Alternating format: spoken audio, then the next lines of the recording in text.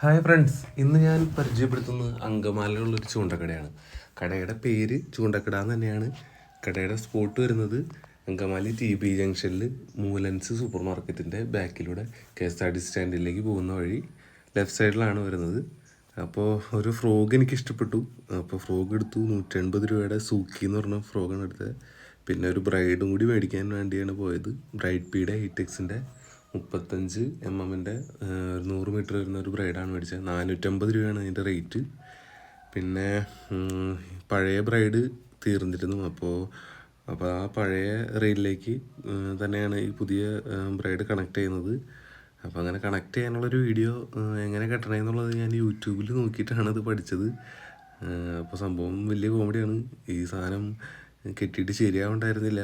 അപ്പോൾ ഞാൻ എൻ്റെ ഫസ്റ്റ് ട്രൈ ആണ് കേട്ടോ. ഫസ്റ്റ് അറ്റംപ്റ്റിൽ ഞാനിങ്ങനെ ആ വീഡിയോയിൽ കാണുന്ന പോലെ ചുറ്റി ഇങ്ങനെ എടുത്തുകൊണ്ടിരിക്കുകയാണ്.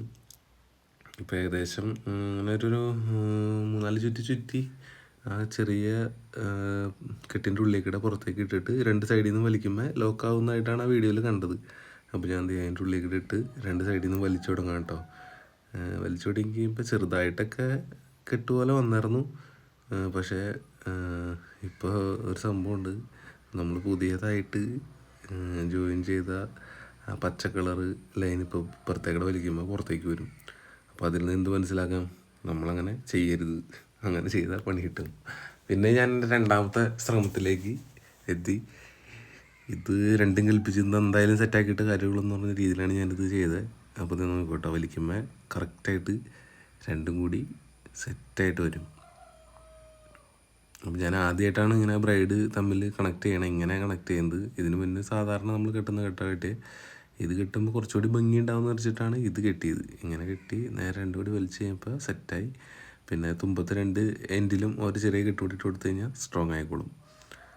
അത് കഴിഞ്ഞ് പിന്നെ നമ്മുടെ ലീഡർ ലൈന് പകരമായിട്ട് യൂസ് ചെയ്തേക്കുന്നത് ഈ ബ്രൈഡ് തന്നെ ഒരു 3-4 പീസായിട്ട് ഇങ്ങനെ മടക്കിയിട്ട് നമ്മുടെ സ്യുവലിൻ്റെ അറ്റത്ത് കെട്ടി കൊടുക്കുകയാണ് ചെയ്തത്.